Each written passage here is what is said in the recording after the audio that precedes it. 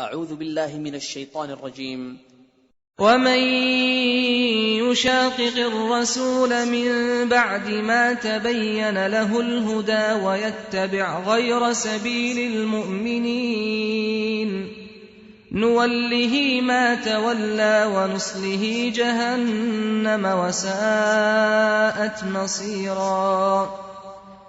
اور جو شخص سیدھا رستہ معلوم ہونے کے بعد پیغمبر کی مخالفت کرے اور مومنوں کے رستے کے سوا کسی اور رستے پر چلے تو جدھر وہ چلتا ہے ہم اسے ادھر ہی چلا دیں گے اور قیامت کے دن اسے جہنم میں داخل کریں گے اور وہ بری جگہ ہے۔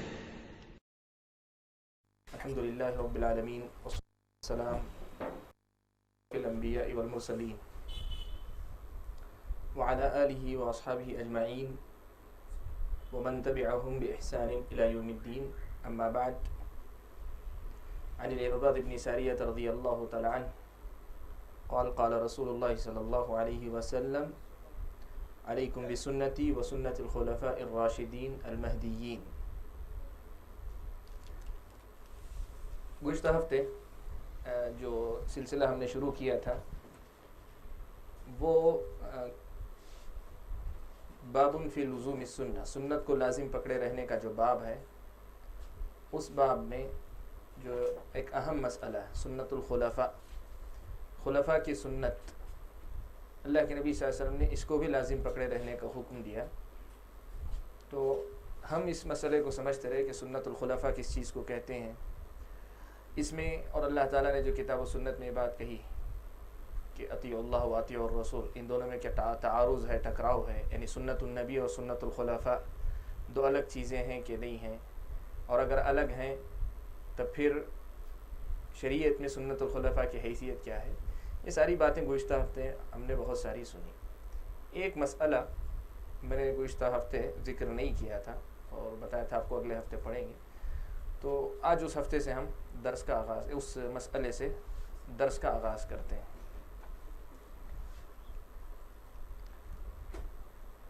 مسئلہ ہے، مشہور ہے، آپ سنتے ہیں، ایک مسئلہ عام طور پہ کہتے ہیں، اللہ کے نبی صلی اللہ علیہ وسلم کی حدیث کے طور پہ روایت کرتے ہیں کہ اللہ کے نبی صلی اللہ علیہ وسلم نے کہا کہ اصحابی کالنجوم فبأیہم اقتدیتم اہتدیتم، میرے صحابہ ستارے ہیں، تم جن کی بھی پیروی کر لو، ان میں سے جس کی بھی تم اقتداء کر لو تم ہدایت یافتہ ہو جاؤ گے۔ اس سے کہنا یہ چاہتے ہیں کہ کسی بھی صحابی کے قول کو آپ لے لیں، وہ آپ کے لیے جو ہے حجت ہے، آپ اس میں عمل کر لیں گے، ہدایت یافتہ ہو جائیں گے۔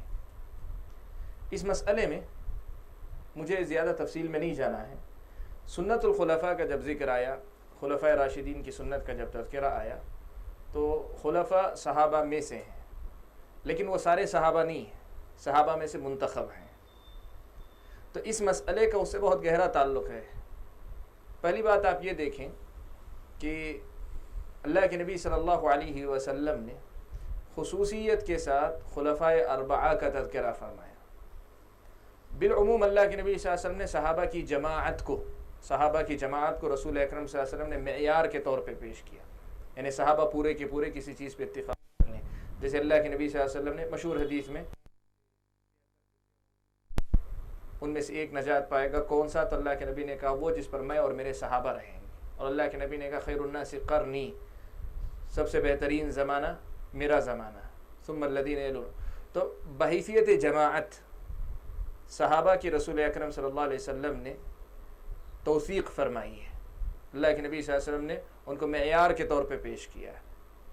لیکن ایک جماعت بحیثیت جماعت معیار ہو تو اس سے یہ لازم نہیں آتا کہ اس کے افراد خود اپنی اپنی جگہ پہ خود جو ہے حجت ہوں۔ مطلب یہ ہے، دیکھیں جیسے اللہ کے نبی صلی اللہ علیہ وسلم نے یہ بات بیان فرمائی کہ میری امت غلطی پر جمع نہیں ہو سکتی، تو اس کا یہ مطلب نہیں کہ امت کے افراد یا امت کے علماء غلطی نہیں کر سکتے۔ تو بالکل ایسا ہی مسئلہ صحابہ کی جماعت بحیثیت جماعت صحابہ کی یہ غلطی پر نہیں ہو سکتی، لیکن بعض صحابہ سے غلطی ہو سکتی ہے اجتہاد میں۔ اور گزشتہ ہفتے جب تفصیل ہوئی تو میں نے یہاں تک آپ کے سامنے رکھا کہ بعض مسائل میں خلفاء اربعہ جن کی سنت کی پیروی کا اللہ کے نبی نے خاص حکم دیا، ان میں سے بھی بعض مسائل ایسے آئے جہاں صحابہ نے ان کی رائے نہ لے کر، خلفائے اربعہ کی رائے نہ لے کر دوسروں کی رائے کو لیا، اس لیے کہ نبی اکرم صلی اللہ علیہ وسلم کی سنت کے برخلاف۔ جیسے حضرت عمر تیمم کے مسئلے کو نہیں مانتے تھے، لیکن اللہ کے نبی صلی اللہ علیہ وسلم نے کیا کیا، رسول اکرم صلی اللہ علیہ وسلم کی حدیث کی روشنی میں صحابہ نے جو ہے حضرت عمر کی بات کو نہیں لی، حضرت عمار ابن یاسر کی بات کو لیا۔ حضرت عثمان خلفائے اربعہ میں سے، وہ مینا میں نماز کو جمع کرتے تھے، نماز کو مکمل پڑھا کرتے تھے، اتمام کیا کرتے تھے، جبکہ صحابہ نے کہا کہ نہیں، اللہ کے نبی کی سنت جو ہے وہ قصر کرنا ہے۔ تو بحیثیت جماعت صحابہ کو معیار تسلیم کرنے کا یہ مطلب ہرگز نہیں کہ ان کے افراد کو بھی آپ جو ہے اپنی اپنی جگہ پہ حجت اس معنی میں مانیں کہ کسی کی بھی کوئی بھی بات مان لی جائے، یعنی شریعت نے ایسا مسئلہ نہیں بتایا۔ یہاں اللہ تعالیٰ نے خلفائے اربعہ کے تعلق سے کہی ہے بات، تو خلفائے اربعہ تک رکھیں۔ عام صحابہ کا جہاں تک مسئلہ ہے تو وہ صحیح بھی ہو سکتے ہیں، یا کبھی اجتہاد میں ان سے غلطی ہو بھی سکتی ہے، اجتہاد میں ان سے غلطی ہو بھی سکتی ہے۔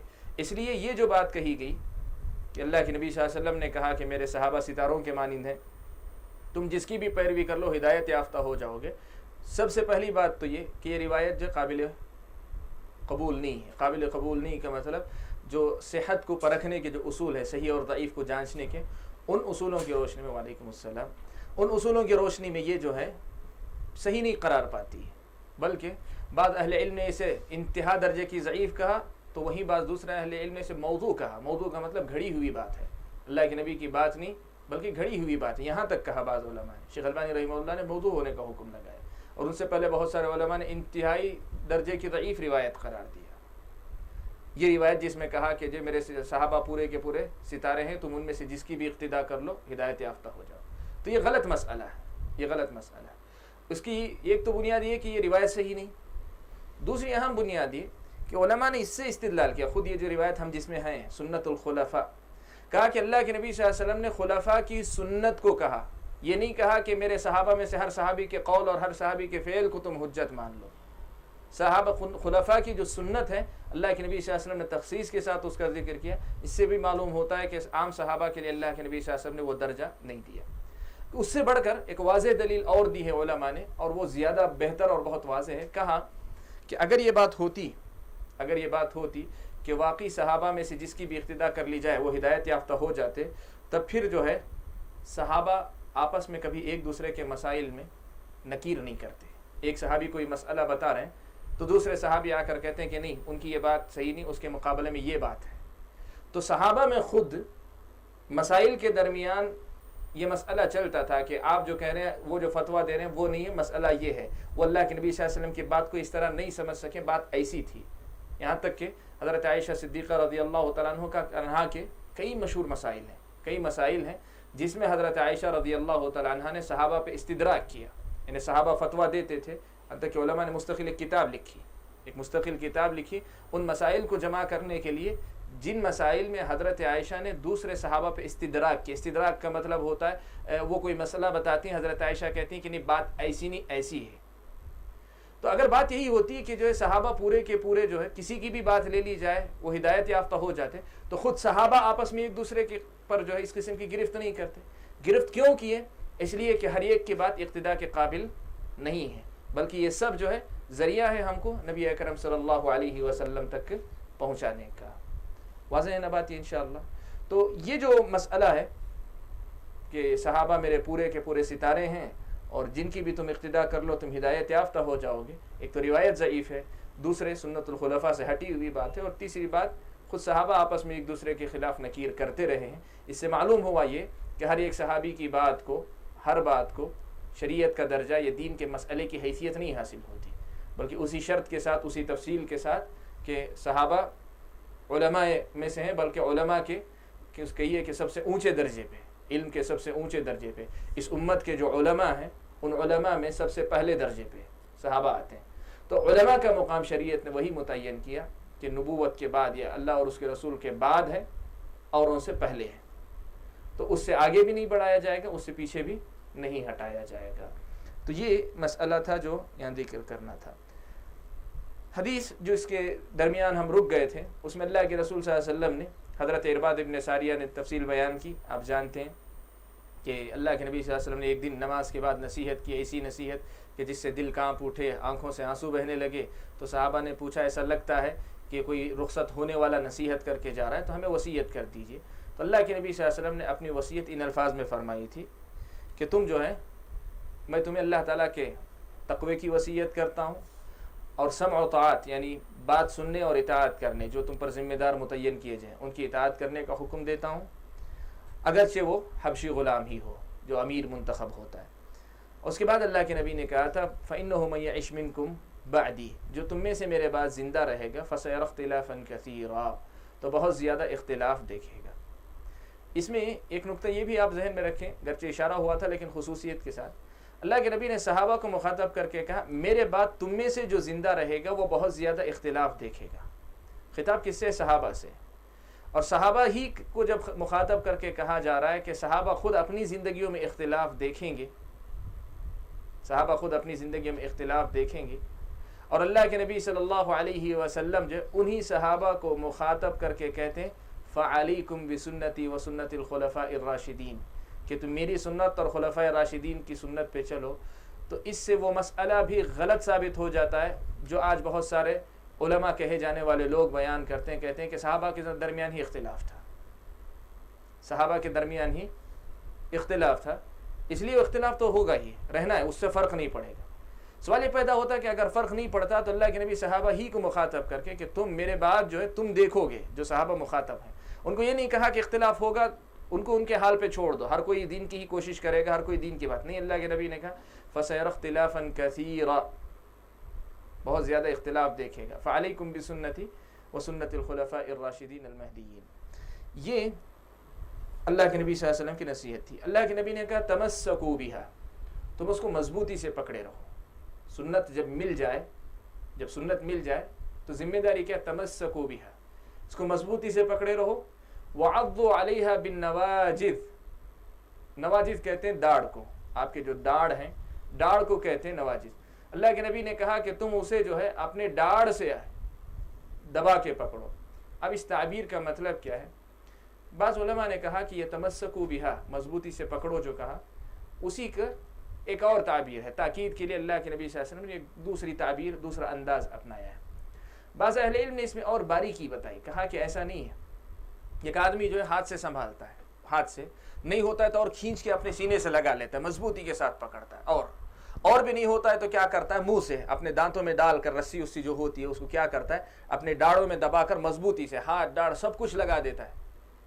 تو کہتے ہیں اس سے بتانے کا مطلب یہ ہے کہ اختلافات سے بچنے کا حل یہ ہے، طریقہ یہ ہے کہ سنت کو پکڑیں اور سنت کو پوری مضبوطی کے ساتھ پکڑیں.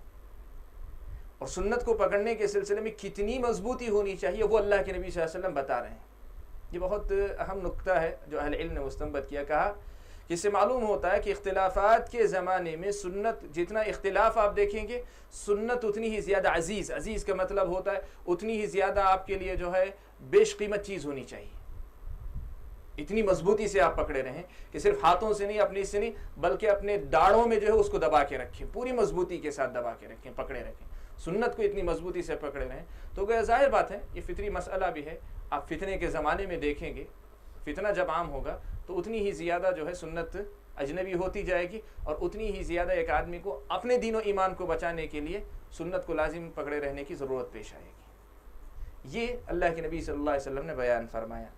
کہا اللہ کے نبی نے وَإِيَّاكُمْ وَمُحْدَثَاتِ الْأُمُورِ، اور تم نئی نئی باتوں سے بچو، نئی نئی باتوں سے بچو. اب یہاں نئی باتیں جو ہیں، نئی جو باتیں ہیں، اس میں آپ یہ مسئلہ جانتے ہیں. ابھی جب سنت کی وضاحت ہو رہی تھی، بدعت کا تذکرہ آیا تو میں نے وہاں آپ کے سامنے واضح کیا تھا مسئلہ کہ بدعت دو طرح کی ہوتی ہے. ایک بدعت لغوی ہے. لغوی کا معنی ہوتا ہے زبان میں اسے کہتے ہیں دنیاوی اعتبار سے نئی چیز ہوتی ہے، وجود کے اعتبار سے، لیکن شریعت میں اس کی کوئی اصل موجود ہو. اور ایک جو بدعت شرعیہ ہوتی ہے. بدعت شرعیہ کا مطلب ہوتا ہے شریعت کی نظر میں جسے بدعت کہا گیا ہے. وعلیکم السلام. اللہ کے نبی صلی اللہ علیہ وسلم یہ جو کہا وَإِيَّاكُمْ وَمُحْدَثَاتِ الْأُمُورِ، تم نئی چیزوں سے بچو، تو سارے علماء کا اس پر اتفاق ہے کہ یہاں اس سے مراد وہی بدعت ہے جو شرعیت کے اندر ہو، شرعی کام کے اندر بدعت اگر داخل ہوتی ہے وہی مراد ہے. اس سے ہٹ کر دنیا کے جو معاملات میں اور جن کا شریعت سے کوئی تعلق نہیں ہے، یا ایسے معاملات جن کا شریعت سے تعلق ہے، نیا مسئلہ ہے لیکن شریعت میں اس کے لیے دلیل موجود ہے، جیسے ایسے معاملات جن کا شریعت سے کوئی تعلق نہیں ہے، جیسے آپ کا سوار ہونا، آپ بولے آپ کار پہ سوار ہونے کے لیے کیا دلیل ہے، کار بدعت ہے، کھڑی پہننا یہ بدعت ہے، تو کہیں گے یہ دنیا کے معاملات ہیں، یہ معاملات ہیں، تو یہ بدعت کے دائرے میں داخل نہیں ہوں گے۔ اور ایسے ہی وہ معاملات جو نئے ہوں، شریعت میں ہوں، نئے ہوں لیکن شریعت میں ان کے لیے کوئی اصل موجود ہو، جیسے کوئی بھی مسئلہ، جیسے طب کا، میڈیکل سائنس کا آج کوئی بھی مسئلہ لے لیں، بہت بڑے مسئلے بھی نہ ہوں، چھوٹے چھوٹے مسئلے ہی لے لیں، جیسے ایک میں اس سے پہلے مثال بھی دیا تھا آپ کے سامنے کہ دودھ جو ہے، ماں اگر بچے کو پلاتی ہے مدت رضاعت میں، ایک عورت کسی بچے کو دودھ پلاتی ہے تو وہ ماں بن جاتی ہے۔ سب کو معلوم ہے کہ دودھ جو ہے خون سے بنتا ہے، اگر کسی ضرورت کے تحت کسی اجنبی عورت کا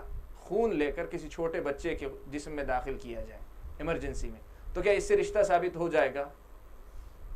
حرمت کا رشتہ ثابت ہو جائے گا، اس لیے کہ وہی خون دودھ بنتا ہے۔ تو ایسا کوئی مسئلہ جس کو آپ کہیں نئے نئے مسائل جس کا شریعت میں وضاحت کے ساتھ تذکرہ نہیں ملتا، تو آپ اس مسئلے کا حل بتائیں گے کتاب و سنت کی روشنی میں یا استنباط استدلال کے ذریعے۔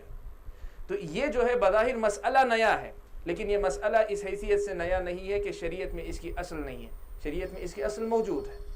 اہل علم جو ہے شریعت میں جو اس کے اصول ہیں ان کی روشنی میں مسئلہ بیان کرتے ہیں۔ یہاں مراد ان باتوں کی ہے کہ شریعت میں جن کی کوئی اصل نہیں ہے اور آدمی اس کے ذریعے جو ہے بدعت میں مبالغہ کرنا چاہتا ہے یا شریعت کے جیسا اس کا اہتمام کرنا چاہتا ہے، تو اس کی بات ہے۔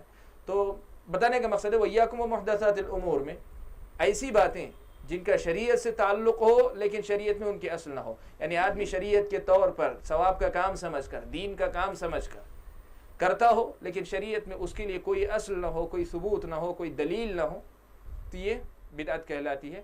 اللہ کے نبی صلی اللہ علیہ وسلم نے اس سے منع کیا۔ یہاں یہ بات بھی یاد رکھیں، بدعت کی جب بات آتی ہے تو عام طور پر لوگ جو ہے مسائل کی طرف جاتا ہے ذہن لوگوں کا، یقیناً مسائل اس میں داخل ہوں گے، ایسے مسائل، ایسے معاملات جو شریعت میں جن کی کوئی اصل نہ ہو وہ بدعت کہلاتے ہیں۔ لیکن ایک بات یاد رکھیں، دین کی تشریح اور تفسیر کے سلسلے میں کوئی بھی ایسی نئی فکر، نئی تعبیر اگر آپ لاتے ہیں جن کی شریعت میں اصل موجود نہ ہو، تو یہ افکار بھی جو ہے بدعات کے دائرے میں آتے ہیں۔ افکار و نظریات جو آپ تھاٹس کہتے ہیں، خیالات مختلف قسم کے، جو خیالات آدمی پیش کرتا ہے دین کے معاملے میں، وہ کوئی فقہی مسئلہ نہیں ہوگا، وہ دین کے کسی مسئلے سے متعلق کوئی تصور پیش کرنا چاہتا ہے، جیسے اللہ تبارک و تعالیٰ کی صفت علو کو ثابت کرنے کے لیے کوئی ایک تعبیر استعمال کرنا چاہتا ہے، ایسی تعبیر ہے یا ایسی مثال ہے جس کی شریعت میں کوئی اصل نہیں، یا دین کی تفسیر و تعبیر کرنا چاہتا ہے، اس کی کوئی بھی ایسی توجیہ کرنا چاہتا ہے جس کی شریعت میں کوئی اصل نہ، نئی باتیں، نیا مسئلہ ہی نہیں۔ عقائد کے اندر بھی بدعات نہیں ہو سکتی ہیں، جس طرح اعمال کے اندر ہو سکتی ہیں ایسے عقائد کے اندر ہو سکتی ہیں، جیسے حضرت عیسیٰ علیہ السلام کون تھے، کیا ہوا اور کیا ہونے والا، قرآن و سنت کے اندر وہ واضح تصور دیا گیا۔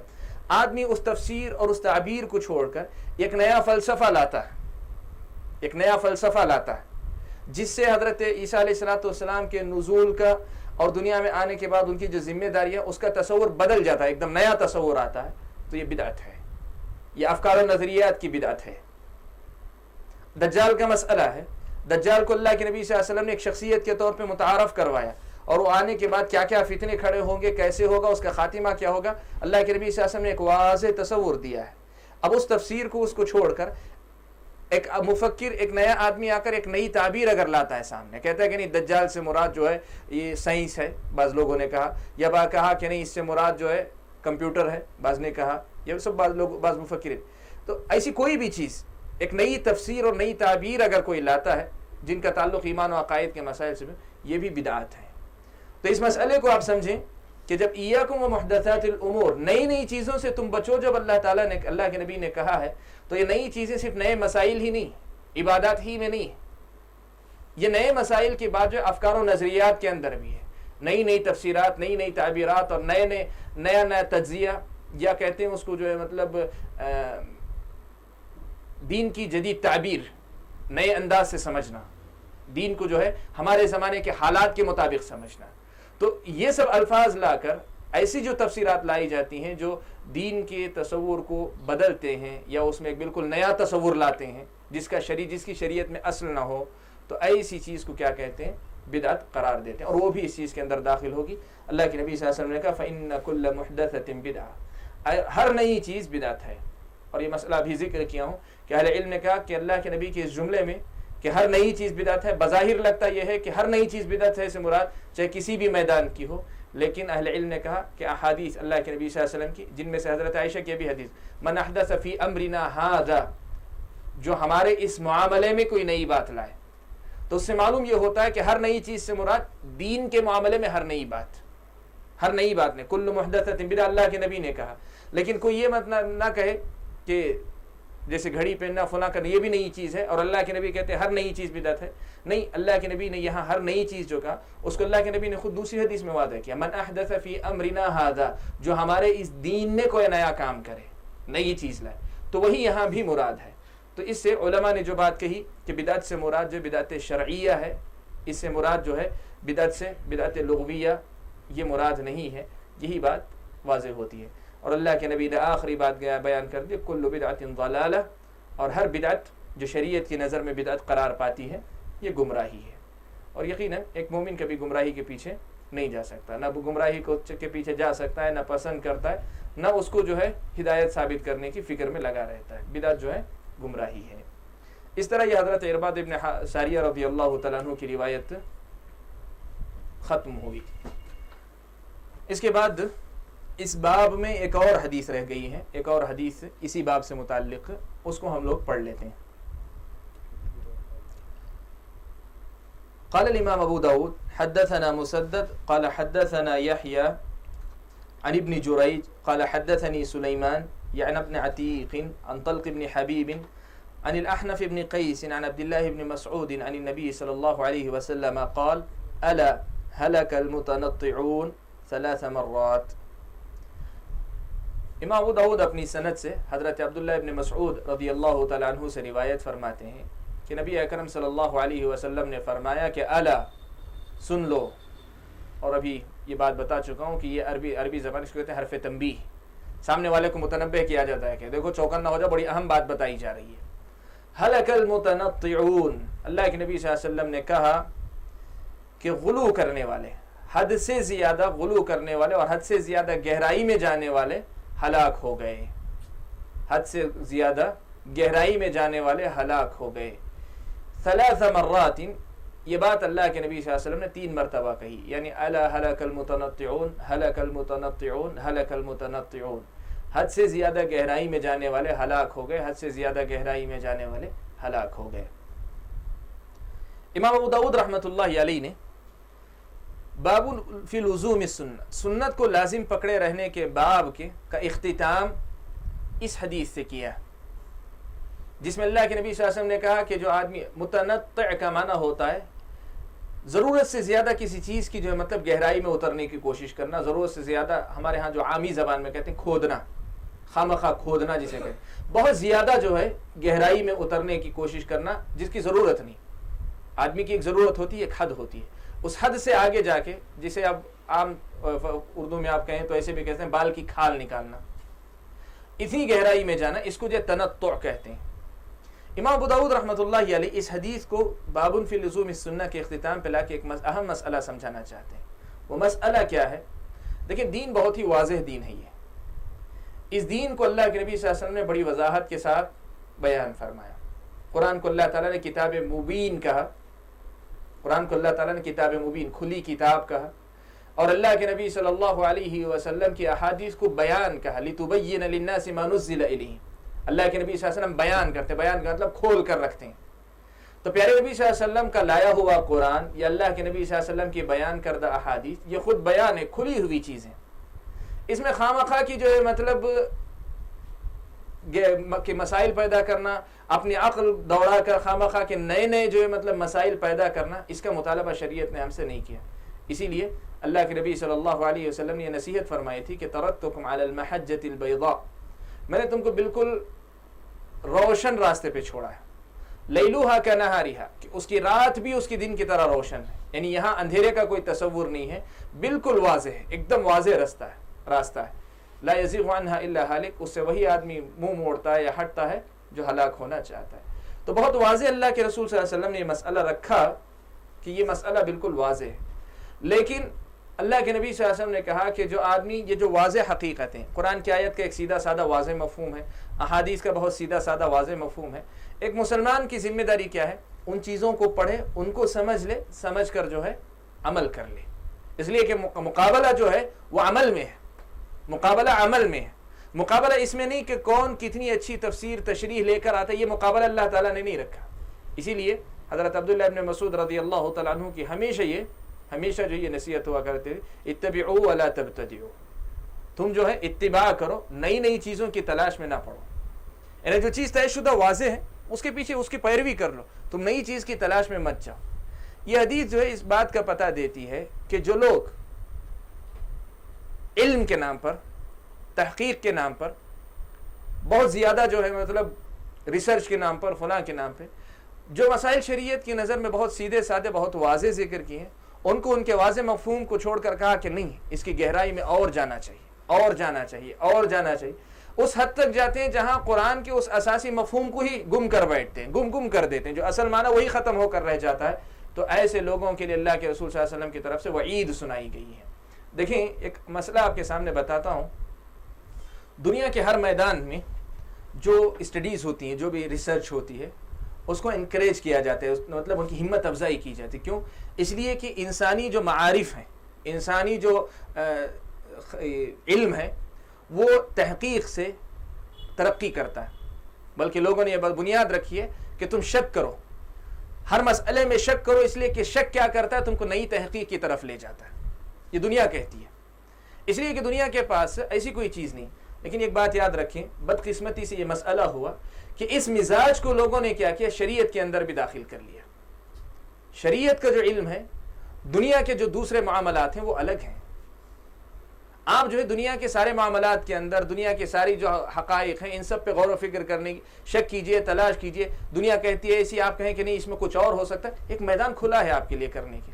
لیکن یہاں جو ہے شریعت نے مسلمات کا باب دیا. مسلمات یعنی مسلم حقائق، جن کو آپ کو تسلیم کرنا ہے، جن کو آپ کو قبول کرنا ہے. یہاں آپ جو ہے مطلب آ کر بنیاد رکھیں گے تو جو ہے بات نہیں چلے گی. اور یہ بنیادی فرق ہے، یاد رکھیں ہمیشہ کہ ہمارا جو مسئلہ دین کے ساتھ ہے، ہمارا یہ مسئلہ ہماری آخرت سے جڑا ہوا ہے. اور آخرت سے جڑے ہونے کی وجہ سے اللہ تعالیٰ نے یہاں جو ہے وہ باب نہیں رکھا.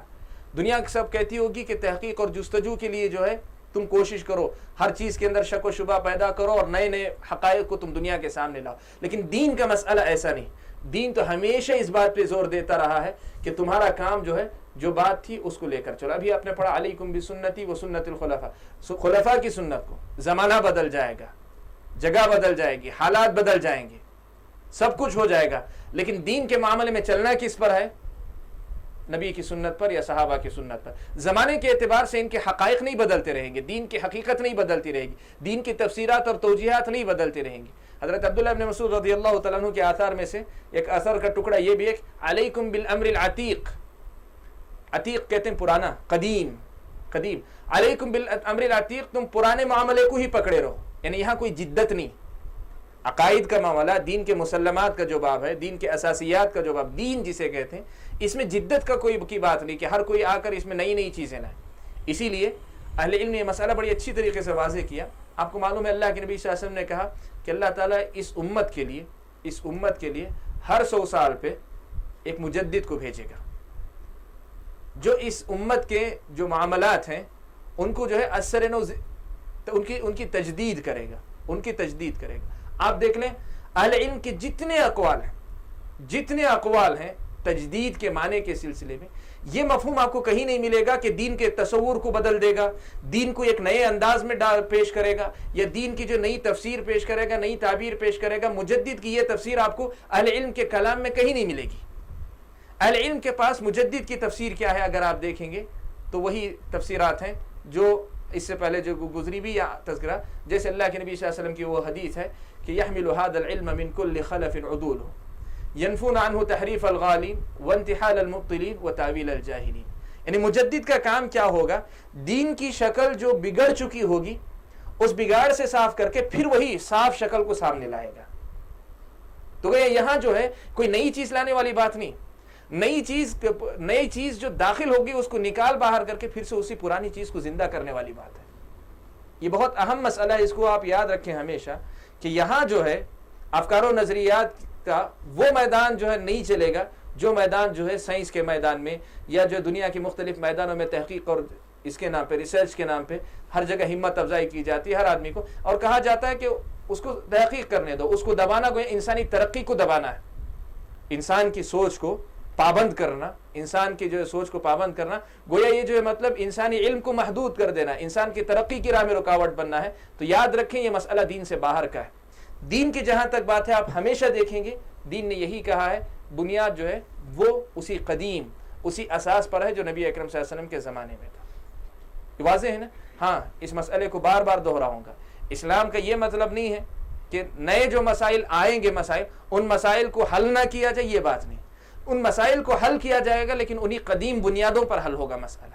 ان مسائل کو حل کرنے کے نام پر قدیم جو بنیادیں جو دین کا صحیح تصور اس کو نہیں بدل سکتے آپ, وہ ویسا کا ویسا رہے گا. اس کی روشنی میں آپ کو نئے مسائل کے حل کی کوئی راہ ملے گی.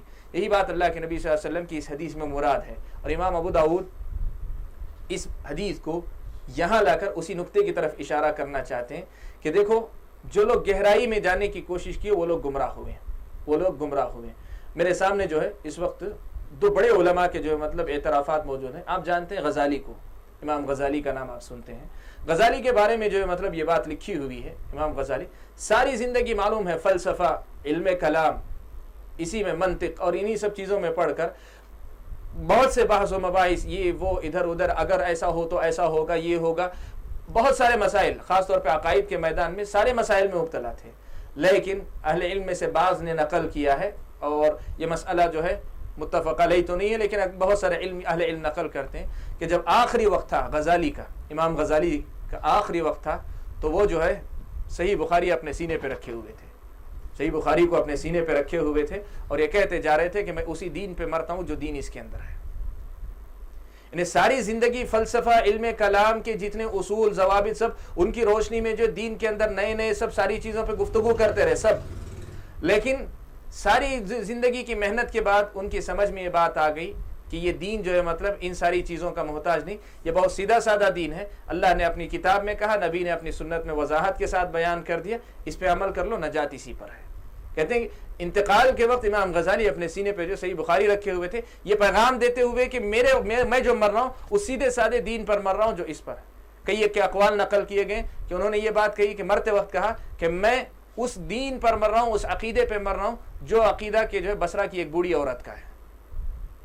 اب بصرہ کی بوڑھی عورت کو فلسفے کی کوئی بات معلوم نہیں, علم کلام کی کوئی تفصیل نہیں معلوم ہے. ساری زندگی علم کلام اور فلسفے کے پیچھے گزارنے کے بعد, ساری زندگی اس پہ کاٹنے کے بعد ان لوگوں نے مطلب مرنے سے پہلے اس کا اعتراف کیا. مرنے سے پہلے انہوں نے اس کا اعتراف کیا کہ ہماری جو زندگی گزری وہ سب جو ہے ایسی چیز میں گزری جس کی ہمیں ضرورت نہیں. دین تو بہت سیدھا سادہ تھا جس پہ ہم کو صرف عمل کر لینا تھا. یہ تو امام غزالی کی بات ہوئی. دوسرا ایک نام آپ جانتے ہیں رازی کا, امام رازی, جن کو فخر الدین رازی, فخر الرازی کے نام سے, ان کے جو ہے مطلب بعض اشعار جو ہے نقل کیے گئے. وہ شعر آپ کو جو عربی میں سنا بھی دیتا ہوں میں, ان کے اشعار نقل کیے گئے.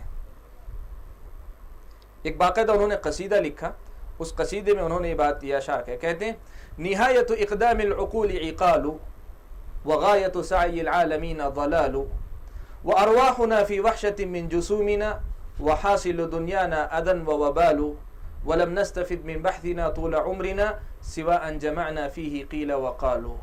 کہتے ہیں کہ عقلوں کو, اقدام العقول, عقلوں کو جو دین میں داخل کرنے کا انجام جو عقالو, بات سمجھنے کے بجائے اور زیادہ الجھنے کی شکل میں ہی ظاہر ہوگا.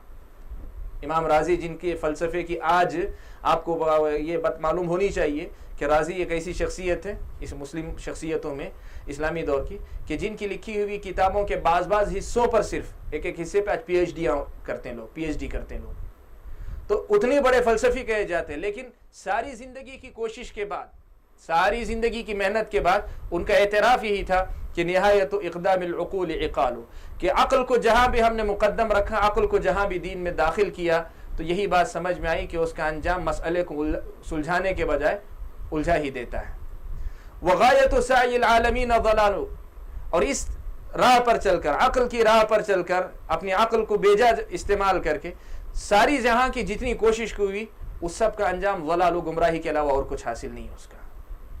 کہتے ہیں وَأَرْوَاحُنَا فِي وَحْشَةٍ مِّن جُسُومِنَا، ہماری روحیں جو ہے وہ ایک وحشت کا شکار ہیں. عقائد اور مسلمات، عقائد ایسی چیزیں ہیں اور نظریات ایسی چیزیں جو ایک انسان کی زندگی کی راہ کو متعین کرتے ہیں، اس کو سکون اور اطمینان اور یکسوئی دیتے ہیں. کہتے ہیں کہ ساری اس کا حاصل یہی ہے کہ ہم جو ایک وحشت کی زندگی، ایک وحشت زدہ زندگی، حیران و پریشان زندگی گزاریں. وحاصل دنیا نہ ادن و وبالو، اور دنیا کے پیچھے پڑ کر جو ہے سوائے تکلیف اور وبال کے اور کچھ ہم نے نہیں پایا. اور آخری جو تیسرا جو شعر ہے وہ اہم ہے، کہا وَلَمْ يَسْتَفِدْ مِنْ بَحْثِنَا طُولَ عُمْرِنَا، ہم اپنی پوری زندگی میں جس بحث میں، جس تحقیق میں لگے رہے، اس میں کوئی فائدہ نہیں ہوا سوا ان جمعنا فیہ قیل وقالوا، سوائے اس کے کہ ہم نے جو ہے فلاں اور فلاں نے یہ کہا، فلاں نے وہ کہا، فلاں نے یہ کہا، صرف باتیں جمع کر لی، لیکن اس کا حاصل جو ہمیں ہماری زندگی میں مل سکے، یہ اگر دیکھتے ہیں تو اس کے علاوہ اور کچھ نہیں ہے. صرف قیل و قال، لوگوں کی باتوں کو اکٹھا کر لیا کہ فلاں فلسفی نے یہ کہا، فلاں نے یہ کہا، ارسطو نے یہ کہا، سقراط نے یہ کہا، بقراط نے یہ کہا، اس نے وہ کہا، یہی سب چیزیں جمع کرتے رہے. اگر سقراط کی اس فلسفے کو مانیں گے تو فلاں ہوگا، اس مسئلے کی ایسی توجہ، اسی سب میں زندگی گزر گئی، یہی ہو گئی. لیکن جو مقصد تھا رب کی معرفت حاصل ہو اور اس کی وجہ سے ہماری زندگی سنور جائے، یہ ہمیں جو ہے حاصل نہیں ہو سکی. یہ امام راضی جن کو کہتے ہیں، یہ ان کا اعتراف ہے. میں نے دو عظیم علماء جن کو کہا جاتا ہے، جنہوں نے علم کلام اور فلسفے میں اپنی زندگی گزار دی، اور اس زمانے میں علم کلام اور فلسفے کی روح سے جو مسلمانوں پہ حملے ہوتے تھے اس کا جواب دینے کی کوشش کے نام پر خود بھی بہت ساری جگہوں پہ جہاں ٹھوکر کھائے، ویسے علماء میں سے دو علماء جو عظیم علماء، غزالی اور رازی جو ہے بہت بڑے بڑے فلسفی سمجھے جاتے ہیں، علم کلام کے بڑے علماء میں شمار ہوتا ہے. ان دونوں نے یہ بات کہی، کہا کہ جو سوائے اس کے کہ حیرت کے اور کچھ ہمیں حاصل نہیں ہوا. اسی لیے اللہ کے نبی صلی اللہ علیہ وسلم کی یہ نصیحت بڑی اہم ہے کہ الا سن لو ہلک المتنطعون، جو بیجا قسم کی گہرائی میں جانا چاہتے ہیں، بلا وجہ حد سے زیادہ گہرائی میں جانا چاہتے ہیں، فلسفہ، علم کلام، تعلیلات، توجیحات اور گھستے چلے جاتے ہیں، یہ جو ہے ہلاکت کی راہ ہے. اس پہ چلنے والے ہلاکت کے علاوہ اور کچھ حاصل نہیں کرتے ہیں. تو امام ابو داؤد رحمۃ اللہ علیہ نے باب فی لزوم السنہ کو اسی حدیث پر ختم کیا ہے. تو ہم لوگ بھی اپنے درس کو یہاں پہنچ کر روک لیتے ہیں. انشاءاللہ اگلے ہفتے جو نیا باب شروع ہو رہا ہے وہاں سے اپنے درس کا سلسلہ شروع کرتے ہیں. تو اللہ تعالیٰ سے دعا کیجئے کہ اللہ تعالیٰ نے سنت کی جو پہچان ہمارا اور آپ کو نصیب فرمائی، اور اللہ تعالیٰ کی توفیق سے نصیب ہو رہی ہے، زندگی بھر ہوتی بھی رہے انشاءاللہ. اللہ تعالیٰ اس پر عمل پیرا ہونے کی توفیق عطا فرمائے. اللہ تعالیٰ سنت کا جو ایک واضح راستہ ہے ہمیں اور ہم سب مسلمان بھائیوں کو اس پر چلنے کی توفیق نصیب فرمائے. آمین. وآخر دعوانا الحمدللہ رب العالمین.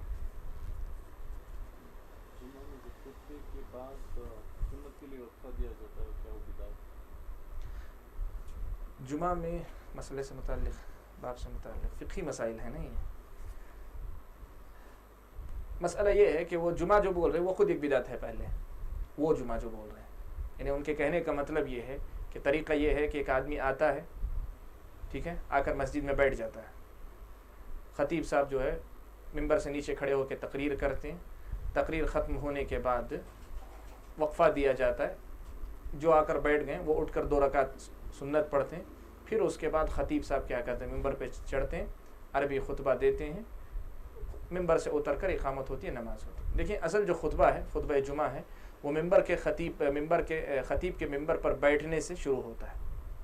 یہ مسئلہ دیکھیں، خطیب کے ممبر پر بیٹھنے سے شروع ہوتا ہے اور نماز سے ختم ہوتا ہے. جمعہ جو ہے اس چیز کا نام ہے. اللہ کے نبی صلی اللہ علیہ وسلم نے جمعہ کی نماز سے پہلے حلقے بنانے سے منع فرمایا. حلقے سے مراد گروپ بنانے سے منع کیا.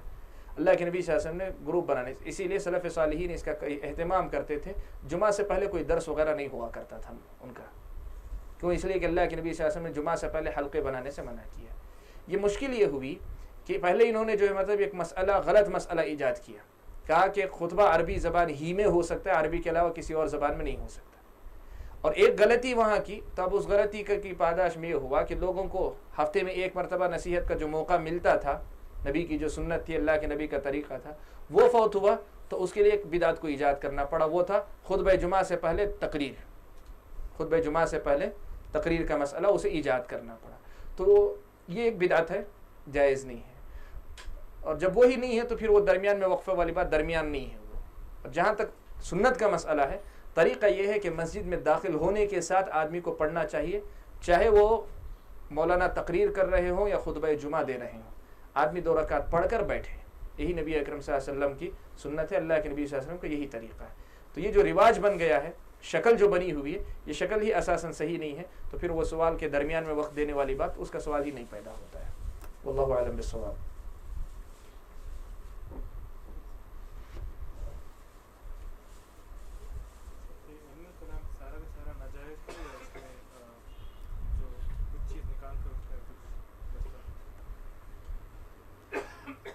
آپ نے جو سوال کیا اس کے جواب میں جو ایک بہت چھوٹی بات ہے، علم کلام، منطق وغیرہ جو علوم ہیں، ان کے بارے میں امام ابن تیمیہ رحمۃ اللہ علیہ کا ایک بہت ہی سیدھا سادہ جو مطلب تبصرہ اور بہت جاندار تبصرہ. کہتے ہیں کہ لا یحتاج الیہ ذکی، جو ذہین آدمی ہوتا ہے اسے اس علم کی ضرورت نہیں، اللہ کی دی ہوئی ذہانت سے ہی وہ کام ہو جاتا ہے جو علم کلام کے اصول و ضوابط سے. ولا یستفید منها غبی، اور جو بیوقوف ہوتا ہے اس کو اس علم کا کوئی فائدہ ہی نہیں.